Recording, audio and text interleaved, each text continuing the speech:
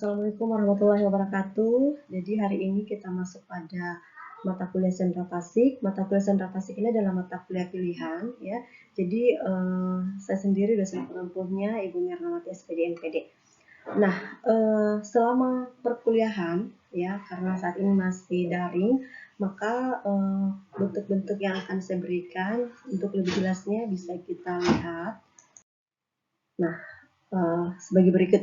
Jadi kompetensi yang diharapkan yaitu setelah mengikuti perkuliahan ini, mahasiswa diharapkan memahami konsep pendidikan seni drama, tari, dan musik, serta dapat membuat karya sendra tasik sederhana sesuai dengan karakteristik anak pada madrasah ibtidaiyah atau sekolah dasar. Nah, sendra tasik ini mencakup seni, drama, musik, ya itu semuanya berkolaborasi menjadi satu. Kemudian apalagi materi perkuliahan. Nah, materi perkuliahan ini bisa dilihat dari pertemuan 1 hingga pertemuan ke-16. Adapun materinya, jadi pertemuan pertama itu kita masuk pada kontrak perkuliahan. Pertemuan kedua kita masuk pada materi konsep dan karakteristik pendidikan drama di SD atau MI. Nah, yang pertemuan ketiga itu menyusun rancangan drama di SDMI. Jadi di pertemuan ketiga Anda sudah merancang bagaimana Anda merancang drama. Drama ini khusus bagaimana nanti ketika Anda mengajar di SD, konsep rancangan drama di SD dan di MI itu seperti apa. Jadi nanti Anda akan rancang itu. Kemudian di pertemuan keempat itu konsep garapan drama. Anda akan menggarap lebih dalam lagi bagaimana sih drama di SD atau di MI, ya. Kemudian prosesnya. Jadi proses garapan drama Anda akan melewati beberapa proses dan tahap-tahap pada garapan drama tersebut. Nah, di pertemuan ke-6 ada unsur dasar tari, elemen dasar komposisi tari. Ini semuanya masuk pada materi, ya. Jadi materi-materinya pertemuan pertama. Kemudian dari pertemuan ke-6 unsur dasar tari, elemen dasar komposisi tari, kemudian masih materi lagi di pertemuan ke-7 konsep, teknik, manfaat seni tari di SDNI. Jadi nanti kita akan membahas lebih lanjut tentang materi-materi. Nah, di pertemuan ke-8 itu ujian tengah semester. Jadi untuk ujian tengah semester kita akan lihat seperti apa bentuknya. Jadi setelah Anda melewati prosesnya, ke depannya nanti kita akan ujian tengah semester, apakah bentuknya praktek, apakah barangkali saya akan lisan kalian dulu terlebih dahulu. Nanti di sesi akhir atau ujian akhir baru kita masuk pada final prakteknya. Nah, di pertemuan ke-9 ada koreografi. Ini sangat penting, ya. Di koreografi kita akan memahami lebih dalam seperti apa kita melakoni koreografi tersebut. Dan pertemuan ke-10 ada konsep garapan tari. Nah, yang saya maksud tadi ini, ya, tadi kita masuk pada drama. Ternyata di Sendra Tasik itu tidak hanya mencakup tentang drama saja, tetapi ada drama, tari, musik.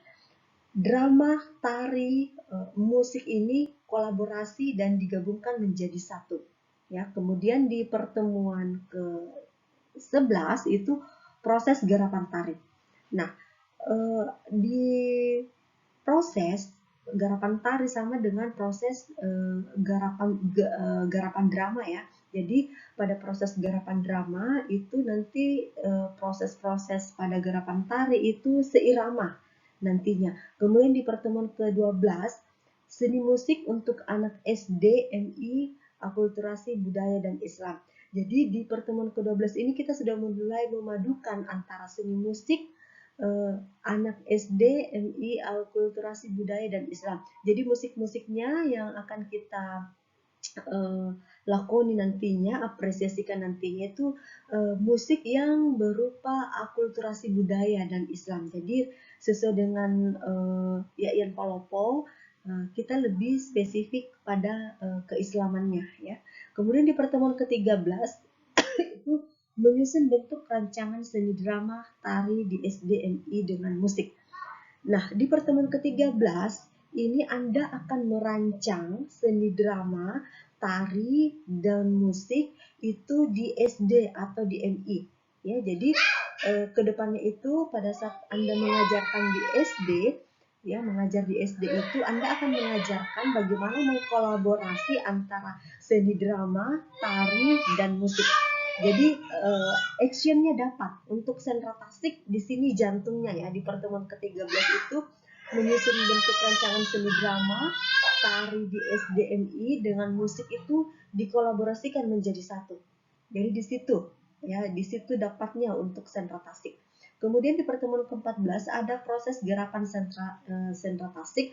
Jadi proses gerakan sentra tasik ini kita akan mengkolaborasikan antara seni drama, tari, dan musik sama dengan proses gerakan sentra tasik sendiri. Jadi untuk materi perkuliahan sentra tasik itu sebahagian kita masuk pada materi dan sebahagian besarnya lagi kita masuk pada prakteknya ya. Jadi prakteknya nanti kita lebih banyak di praktek karena untuk sentra tasik itu drama, tari, musik itu memang kalian akan lebih banyak latihan ya. Kemudian selanjutnya ini sangat penting ya, tata tertib perkuliahan selama daring. Selama perkuliahan daring itu semua masing-masing di rumah ya. Jadi pada saat Anda melaksanakan perkuliahan dalam bentuk daring, itu tata tertibnya yang pertama Anda bergabung di WhatsApp group atau Google Classroom. Jadi nanti akan ada WhatsApp group atau Google Classroom yang dimana tugas-tugas Anda akan Anda masukkan di Google Classroom, dan jika ada hal-hal yang ingin Anda tanyakan boleh Anda bertanya langsung baik dalam bentuk WhatsApp group ataupun dalam bentuk Google Classroom. Bisa juga Anda jika masih ada hal yang ingin ditanyakan bisa Anda menelpon langsung untuk lebih jelasnya lagi. Kemudian ini sangat penting untuk tata tertib perkuliahan. Poin yang kedua, menggunakan nama di profil WA atau di Google Classroom dengan baik, khusus untuk di Google Classroom menggunakan format ya. Nah, biasanya yang selama ini Anda menggunakan nama profil itu bukan nama aslinya ya. Misalnya dikeren-kerenkan, ada nama gaulnya. Saya tidak butuh nama gaul Anda. Saya tidak butuh nama kerennya Anda. Yang saya butuhkan adalah nama yang sesuai dan persis di daftar hadir. Ya, jadi kalau ada nama yang tidak sesuai dengan daftar hadir atau Anda keren-kerenkan namanya, maka Anda sendiri yang akan kewalahan ya. Bisa jadi nilainya tidak keluar karena bukan namanya, bukan nama yang ada di daftar hadir yang ada di Classroom. Jadi nama yang ada di Google Classroom itu harus sesuai dengan nama yang ada di daftar hadir. Tidak usah dulu pakai nama yang keren-keren lah, atau Anda mau pakai nama gaul di Google Classroom, saya tidak terima ya. Nah, perhatikan baik-baik. Ada 4 digit terakhir pada NIM sebagai nama depan dan nama lengkap pada nama belakang. Contohnya Anda tulis NIM saja dulu, kemudian setelah Anda 0012 misalnya seperti itu ya, nama depannya kasrah. Kasrah ini disebutkan setelah menulis 4 digit ya. Jadi setelah menulis 4 digit, silahkan Anda tulis nama. Kemudian yang poin yang ketiga, mengikuti perkuliahan sesuai tata tertib akademik di IAIN Palopo. Ya, jadi tata tertibnya tetap kalian harus berpakaian rapi pada saat barangkali kita pertemuan di Zoom atau ke Google Meet. Itu meskipun barangkali kalian masing-masing ada di rumah, tapi tetap menggunakan tata tertib. Jangan sampai yang di rumah karena pikirnya di rumah barangkali bajunya ya pakai apa saja, mau pakai daster atau apa tidak ya, harus sesuaikan bahwa hari ini kita masuk perkuliahan, maka harus rapi juga ya. Kemudian menjunjung tinggi etika akademik. Jadi meskipun di masih suasana online ya, tetapi saya menginginkan kalian pada saat mengikuti perkuliahan itu betul-betul Anda tertib melaksanakan perkuliahan. Tidak sekedar karena online begitu banyak santainya, waktu luangnya lebih banyak, jadi Anda harus lebih fokus dengan apa yang menjadi target yang Anda harus selesaikan ya. Kemudian etika bertanya juga ini sangat penting ya. Kalau mau ajukan pertanyaan itu harus dengan etika, harus dengan sopan ya. Kemudian ini hal yang sangat penting saya ingin sampaikan kepada mahasiswa ya. Tidak melakukan tindakan plagiasi dalam menyelesaikan setiap tugas. Biasanya ya, tapi di Sendra Tasik ini, mata kuliah Sendra Tasik, pesertanya tidak seperti itu ya, yang banyak itu di luar sana. Nah, eh, saya menginginkan kepada mahasiswa ya, tidak melakukan tindakan plagiasi. Jangan sampai yang Anda copy paste saja di Google, tinggal Anda edit namanya, kemudian ya, tinggal di copy paste ya, kemudian langsung dikumpul. Lah, hati-hati ya. Meskipun tugas Anda begitu lengkap, tugas Anda sangat sempurna, tetapi saya dapati ternyata tugasnya itu plagiasi punyanya orang yang di copy paste, maka saya akan kali nol ya. Hasilnya itu meskipun sempurna, bagus, rapi dan enak dipandang tugasnya, tetapi ingat satu hal, ketika semuanya plagiasi maka akan saya kali nol. Artinya percuma Anda buat tugas ya, karena tetap saya akan kali nol. Saya menganggap Anda tidak berbuat apa-apa. Ya, dan tentunya tidak hanya sekedar saya tidak bertugas, tapi saya akan memberikan kalian sanksi.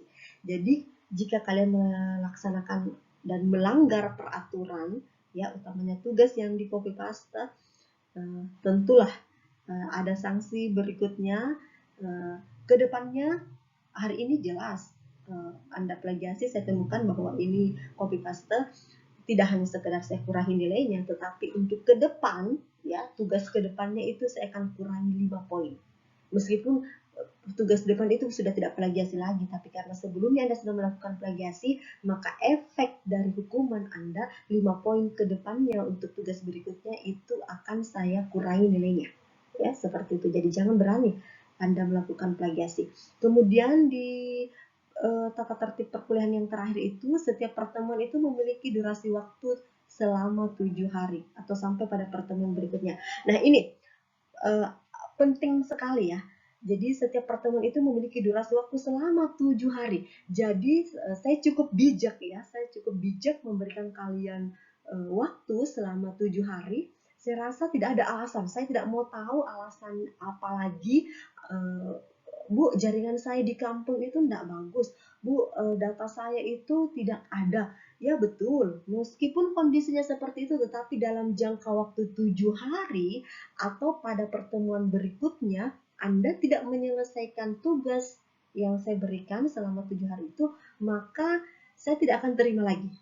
Ya, jadi kebijakan saya cukup di durasi waktu yang cukup lama selama 7 hari itu. Jadi kalau misalnya lewat dari 7 hari, Bu, boleh enggak saya masukkan tugas berikutnya? Tidak, kecuali ya, kecuali Bu, saya ini enggak saya ini job nama di rumah sakit.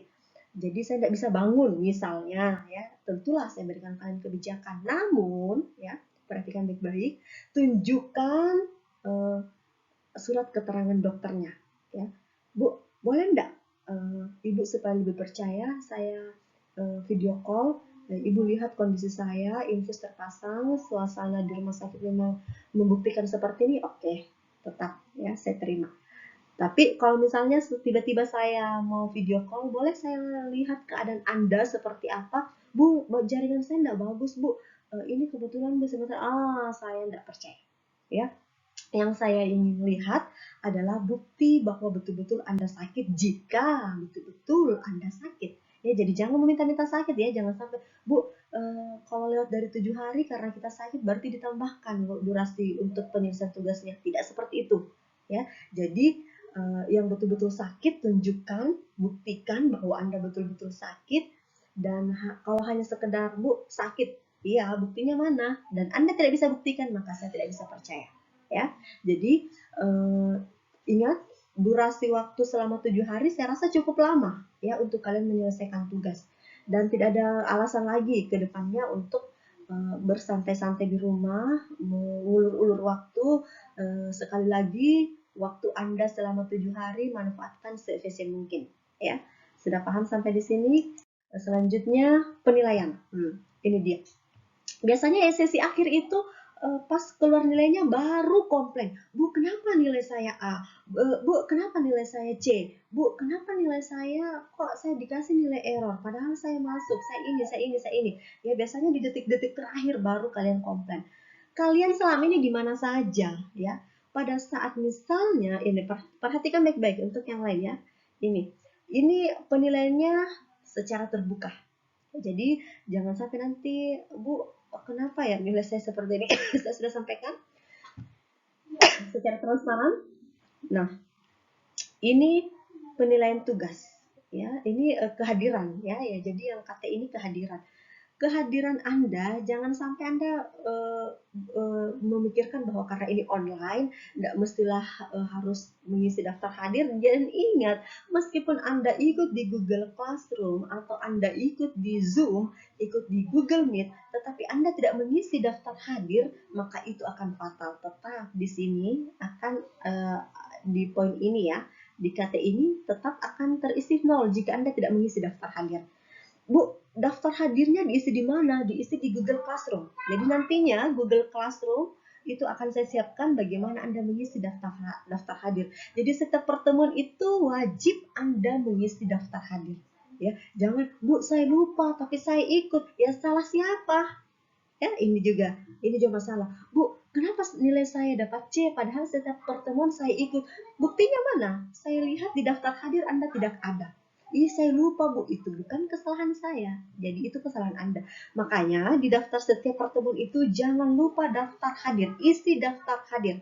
Ya, jadi daftar hadir ini sangat penting. Karena meskipun Anda hadir tetapi tidak mengisi daftar hadir, maka itu dianggap nol. Jadi daftar hadir jangan terlalu santai, jangan menganggap remeh. Karena, tapi kan saya hadir. Iya, Anda tidak mengisi daftar hadir sama saja Anda tidak hadir. Meskipun faktanya Anda hadir, tapi Anda tidak mengisi daftar hadir dan saya tidak melihat buktinya di daftar hadir bahwa Anda hadir, maka tetap di sini akan terisi nol. Ya. Nah, ini yang poin yang kedua ini apa? Yang poin kedua ini adalah Poin yang kedua ini adalah tugas ya. Nah, tugas-tugas yang saya berikan jangan juga menganggap satu kali tugas selesai. Oh, tidak.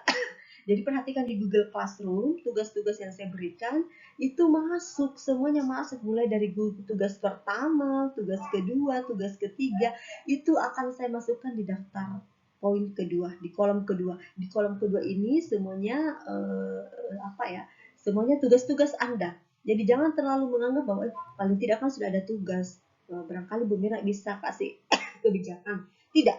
Ya, jadi kalau misalnya di sini ada tugas pertama, misalnya saya kasih 70, tugas kedua 0, saya kasih di tugas kedua 0, tugas ketiga cuma dapat 50, tugas keempat cuma dapat 30, nanti tugas terakhir barangkali baru dapat 80, tetap akan saya nilai segala sesuatunya. Nah, mid semester ini poinnya 25, hati-hati ya. Jadi ada yang di antara kalian kemarin komplain, Bu, kehadiran saya 100%.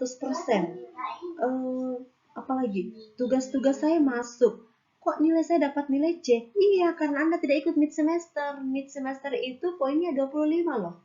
Jadi meskipun Anda hadir, meskipun tugas Anda masuk tapi tidak ikut di mid semester, maka tetap barangkali ketika dibobot nantinya penilaian terakhir itu bisa jadi nilainya C. Itu karena satu saja Anda tidak mengikuti itu fatal akibatnya ya.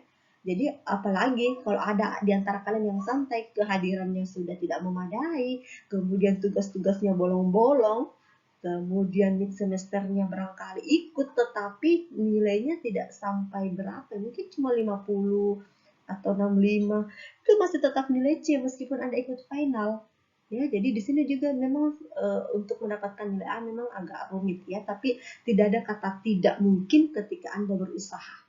Ya, jadi saya terbuka, Bu, nilai saya silahkan Anda lihat sendiri. Di tugas pertama saya berikan nilai Anda sekian. Di hari pertama itu menggebu-gebu. Biasanya kalau hari pertama masih menggebu-gebu, di pertengahan sudah mulai kendor semangatnya. Ya, di akhir-akhir itu copy paste. Rata-rata semua sudah copy paste, sudah bingung, Bu. Gimana Bu? Ini dosen lain juga kasih kita tugas, dosen lain juga, saya tidak mau tahu dosen lain. Yang saya tahu Anda harus maksimal di mata kuliah tersebut, ya. Jadi dosen lain juga menuntut seperti itu, saya pun menuntut seperti itu. Jadi di sini saya minta kemampuan Anda, bagaimana Anda memaksimalkan itu. Ya, jadi semuanya harus bagus, semuanya harus terpenuhi. Jadi jangan ada yang kosong salah satunya. Kemudian final. Di final ini karena nanti ke depannya barangkali kita lebih condong kepada praktek, maka di sini di final ini poinnya 35 ya. Jadi maksimalkan finalnya karena di final ini poinnya 35. Nah, ada juga yang kemarin finalnya dapat 100 bahkan ya, tetapi di tugas ada yang bolong-bolong, kemudian kehadirannya juga hanya sekian persen. Pada saat terakhir, nilai bobot yang terakhir itu nilainya B kurang, ya. Bu, kenapa sih B kurang? Padahal final saya bagus sekali, praktek saya menarik sekali, bahkan saya mendapat nilai A atau dapat 100. Jadi ingat, penilaian itu tidak hanya di final, ya, banyak poin yang harus Anda pahami: kehadiran, tugas, mid semester, dan final. Nah, keempat poin ini sangat mempengaruhi sikap dan etika Anda. Meskipun tugas Anda bagus, meskipun mid Anda sempurna, meskipun Anda mengikuti final, tetapi di dalam 4 penilaian ini Anda tidak beretika, Anda tidak memiliki sopan santun, maka ini bisa mempengaruhi dengan nilai Anda. Ya, jadi tidak hanya sekedar nilai yang Anda kejar, tetapi etika juga harus sesuai dengan sikap Anda, ya. Kemudian saya ingin sampaikan sekali lagi bahwa mata kuliah Sentra Tasik ini kita akan kolaborasikan nantinya bagaimana mahasiswa kedepannya mampu bergelut di dunia SD. Nah, nanti pada saat Anda menjadi guru SD, Anda tidak canggung lagi. Di mata pelajaran bahasa Indonesia ada drama, ya. Di seni budaya ada musik. Nah, di Sentra Tasik inilah yang menggabungkan ruh antara musik, drama, dan tari. Jadi ruhnya menyatu menjadi satu. Bagaimana Anda mendapatkan jiwa tersebut? Anda akan bergelut di 3 kompetisi ini. Kita satukan menjadi satu, dan tentunya ini dibutuhkan latihan yang banyak, ini dibutuhkan pendalaman yang lebih dalam lagi. Dan di sini sastranya akan lebih nampak ketika nanti pada sesi akhir semua bakat-bakat yang terpendam itu Anda munculkan, ya. Bu, saya nggak punya bakat, bagaimana? Saya terlanjur memilih Sentra Tasik. Tidak ada masalah, selama Anda punya kemampuan, Anda punya niat, Anda punya kemauan, bakat itu bisa diasah, ya. Jadi tidak usah khawatir, Bu, saya sama sekali tidak punya kemampuan untuk menari, tidak punya kemampuan untuk drama, tetapi dengan proses, ya, dengan proses segala sesuatunya barangkali akan bisa terpenuhi. Namun saya bisa maklumi tidak semua orang bisa tari, bisa juga musik, bisa, makanya nanti ada tugas kelompok. Yang memang bakatnya bisa menari itu nanti dikolaborasikan, yang memang bakatnya bisa acting atau drama itu juga akan dikolaborasikan, sama dengan yang bisa mainkan alat musik, ya. Jadi nanti kita akan menjadikan satu. Jadi ruhnya semua menjadi satu, drama, musik, tari, dan hasilnya kita akan pentaskan. Nah, final ini akan saya tantang kalian, ya. Saya akan tantang kalian, apakah kita pameran? Insya Allah kedepannya jika sudah tatap muka, ya, sudah tidak daring lagi, sudah tidak ada daring kedepannya, dan mudah-mudahan segala sesuatunya sudah bisa menjadi normal. Maka kedepannya itu saya rencana mau buat pameran. Pameran itu akan saya pamerkan bakat dan kemampuan Anda.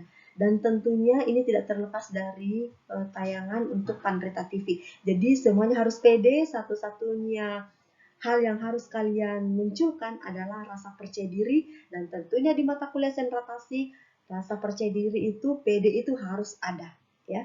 Jadi yang malu-malu dikantongi dulu malu-malunya. Ya, di Sentra Tasik, keluarkan kemampuan Anda, keluarkan bakat Anda. Kita akan melihat bagaimana Anda bertarung, bagaimana Anda mampu menyatukan ruh antara musik, tari, dan drama. Ya, itu saja untuk hari ini. Sekian dari saya. Wassalamualaikum warahmatullahi wabarakatuh.